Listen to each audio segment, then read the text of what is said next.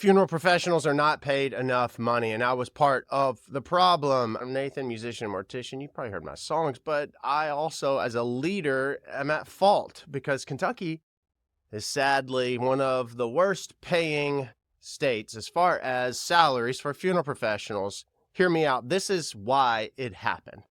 Funeral home owners did everything back then. They lived above the funeral home, beside the funeral home, in the funeral home. They waited on every family member of their community. Anyone that died, they could be mowing their yard in the front of the funeral home, and the car would be driving down the road and pull over and see that the funeral director was mowing the yard, and they'd pull out and be like, Dad just died. He would stop mowing, leave the mower in the yard, run to the transfer van and or hearse at the time in his grass-stained clothes, and then go to the place of death. He would then embalm the loved one. He would then wait on the family.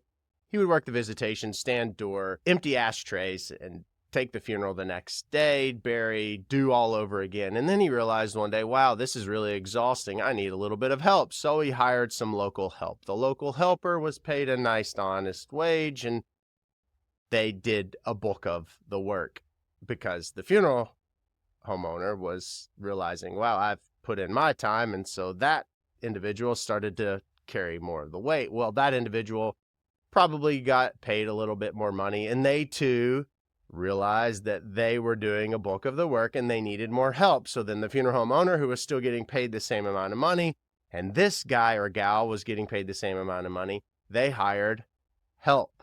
And they paid them just a little bit of money, and they started to throw all the tasks onto them. You see the pattern that's happening, and then that is where we are now. You have an overstaffed funeral home establishment. Any funeral home across the country, family-owned, is overstaffed, and they're not paying an honest wage, and they're doing a ton of work. How do we fix it? That's the million-dollar question, because you got yourself in a little bit of a bind. You have the owner who still is making money, as they should. They're the owner. They put in a lot of time and effort and hard work and stress, and they probably have a lot of things that they don't talk about that they experienced and or suffered, but they signed up for it, yes. And then you have those that are seasoned, the ones that have been there for a long time, that have earned their stripes and their gray hair and their grumpiness. And then you have the young pups who are saying, I'll work, I'll do all of this. I'll do it all. What will it take? And they are absolutely running themselves ragged to prove themselves, because youth, that's a whole other video. And if this is tracking, let me know in the comments below. Be like, I feel you. Write that in the comments. Be sure to subscribe, click the bell to be notified when I release content like this. If you're in the funeral profession, you probably get it. You have to earn your stripes, yes, but I do believe in fair wages. There is an opportunity for the profession to really raise the bar. Funeral home owner, what do? You have a tough decision to make. You have a lot of very tough decisions to make. You are overstaffed. You have a lot of people that work with you that you really like and care about, and I'm sure they do a really good job. But I am saying, if you're going into this funeral profession, I believe that you need to know your worth out the gate. I'm not saying that you should go in and say that you're worth $300,000, because that's ridiculous. But I do know that funeral homes in Kentucky specifically, they are paying a wage for some that is close to poverty. I don't know anybody that can get by in this economy at a $35,000 annual salary.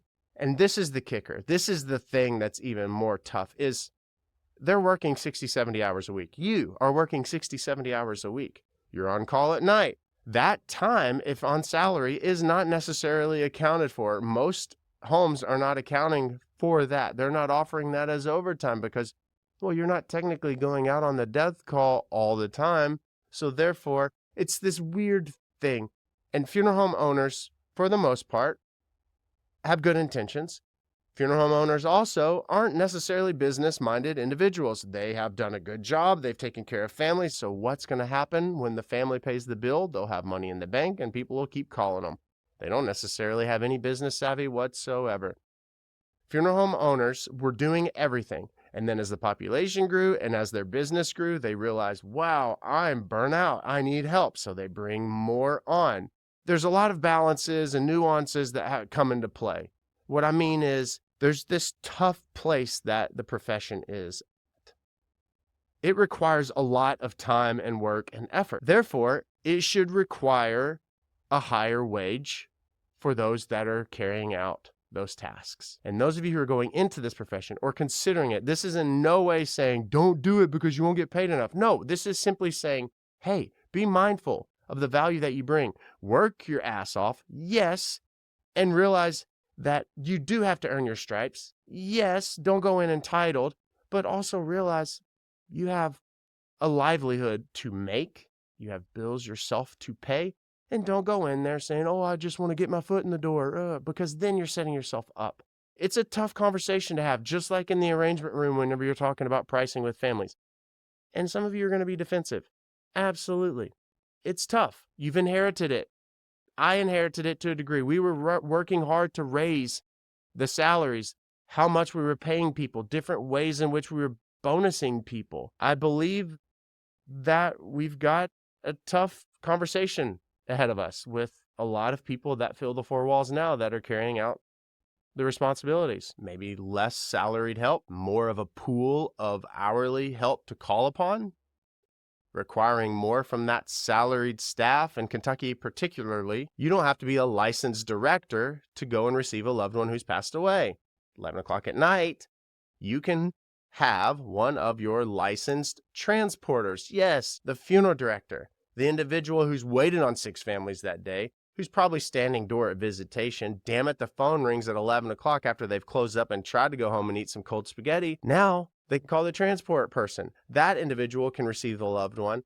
And then the next morning they can figure out if that funeral director is going to assist or if there's another on staff. It just is spreading the responsibility and strategically at that as far as from a salary or hourly pay standpoint. Let me know in the comments below. The conversation needs to be happening if it's not. The solution, these seasoned individuals who have grown up and have done incredible work at pioneering and paving the way for the profession, they will retire soon. Maybe that's where you thin out your staff, require more of them, offer them a more impressive wage, bring on some hired hourly as needed help. I'm passionate about it. I really am. I believe there's a solution. I know how it started. I believe that there's something here. And this will be interesting. Conversation is important. Kindness is important. I welcome your input here. I'll see you at the next video.